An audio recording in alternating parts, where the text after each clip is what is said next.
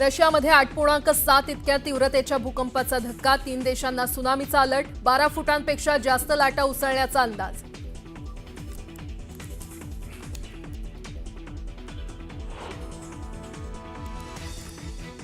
डीजीसीएच्या वार्षिक अहवालात धक्कादायक माहिती उघड. अहवालात एअर इंडियामध्ये 50 पेक्षा जास्त त्रुटी आढळल्याची माहिती. एअर इंडियाला नोटीस पाठवून मागितलं उत्तर.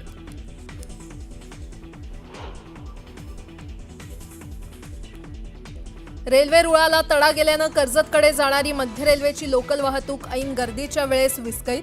नोकरदारांचे मोठे हाल.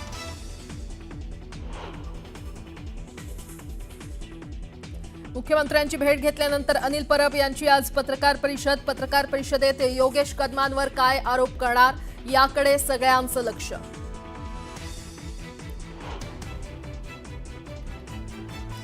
येत्या 4 ऑगस्टला मुंबईत मनसेचं शिबिर. शिबिराला फक्त मुंबईतील पदाधिकारी राहणार उपस्थित.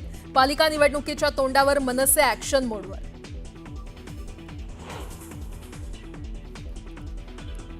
राज्यसभेत आज ऑपरेशन सिंदूरवर होणाऱ्या चर्चेत अमित शहा होणार सहभागी. संध्याकाळी 7 वाजता विरोधकांच्या प्रश्नांना देणार उत्तर. तर नड्डा आणि परराष्ट्र मंत्री जयशंकरही घेणार सहभाग.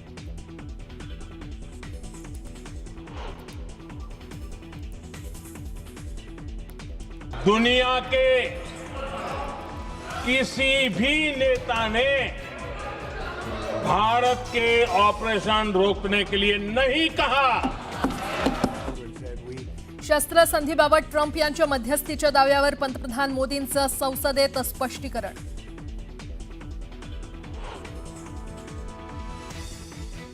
भारताला इतर देशांचं समर्थन न मिळणं हे परराष्ट्र धोरणाचं अपयश. बडे मुद्द्याच्या चर्चेत ठाकरेंची शिवसेना आणि काँग्रेसचा भाजप विरोधात हल्लाबोल.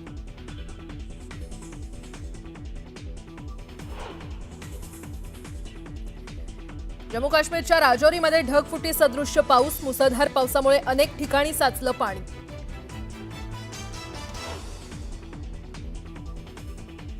नासा आणि इस्रोचं निसार सॅटेलाइट आज होणार लॉन्च. संध्याकाळी 5:40 श्रीहरिकोटावरून अवकाशात झेपावणार.